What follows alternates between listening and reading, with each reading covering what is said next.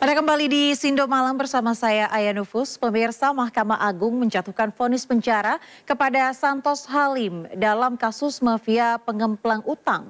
Melalui sebuah perusahaan yang mengumpulkan dana dari berbagai pihak dan juga diduga memailitkan perusahaan tersebut untuk dilarikan uangnya.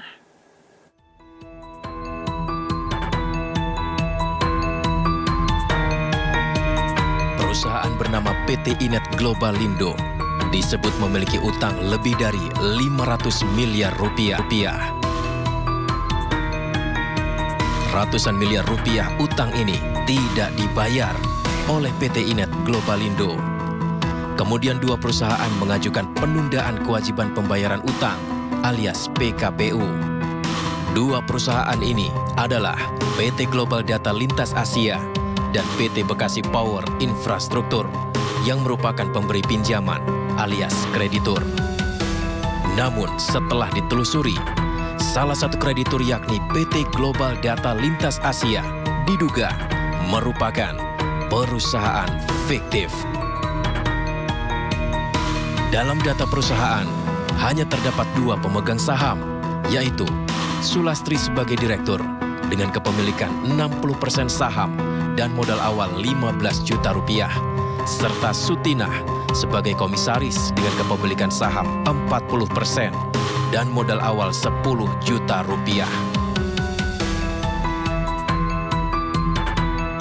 Ketika dilakukan penyelidikan, ternyata salah satu pemegang saham yaitu Sutinah bekerja di pusat kebugaran milik Sukoco Halim di wilayah Cengkareng, Jakarta Barat. Saya dan teman-teman sudah bertemu langsung dengan orang yang bernama Sutinah. Sutinah, oke. Ini kita punya fotonya nih, Sutinah. Nanti kita akan tampilkan.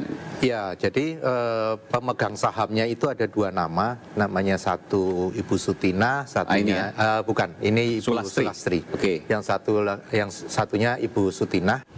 Makanya kita lacak. Kemudian terbukti bahwa yang bersangkutan itu bekerja di salah satu gym pusat kebugaran di daerah Cengkareng, dan kita datang ke lokasi itu. Kemudian kita cek dan ketemu langsung dengan yang bersangkutan, dan yang bersangkutan sudah kita ajak dialog dan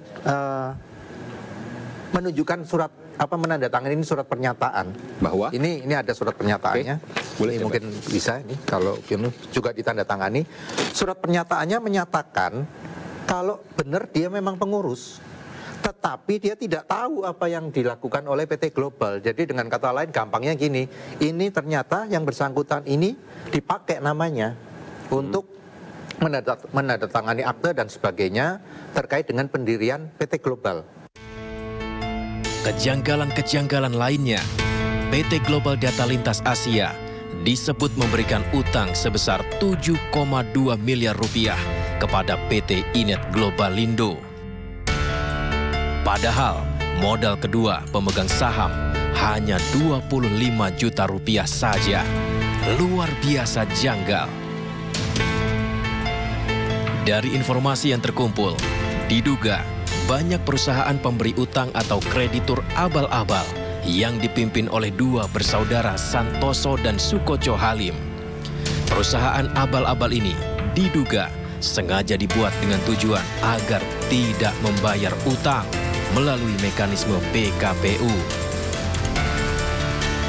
Sementara saat coba dikonfirmasi, Santoso Halim dan Sukoco Halim tidak menjawab dan memberikan tanggapan. Atas bukti-bukti inilah pihak yang dirugikan melakukan pelaporan ke pihak kepolisian. Kalau kita sebagai kuasa hukum dari kreditur melihat skema yang mereka lakukan ini adalah trik mereka. Tapi kita tidak mau masuk dalam proses mereka, sehingga kita di PKPU-nya nggak masuk. Ya, kita menjamin kepentingan kita dan menjaga kepentingan kita, sehingga dalam proses rekayasa yang kami duga kuat ini terjadi seperti ini, kami melaporkan. Jadi kami punya hak-hak tertentu yang dijamin juga oleh hukum, termasuk untuk melaporkan mereka yang diduga kuat ya melakukan rekayasa PKPU ini.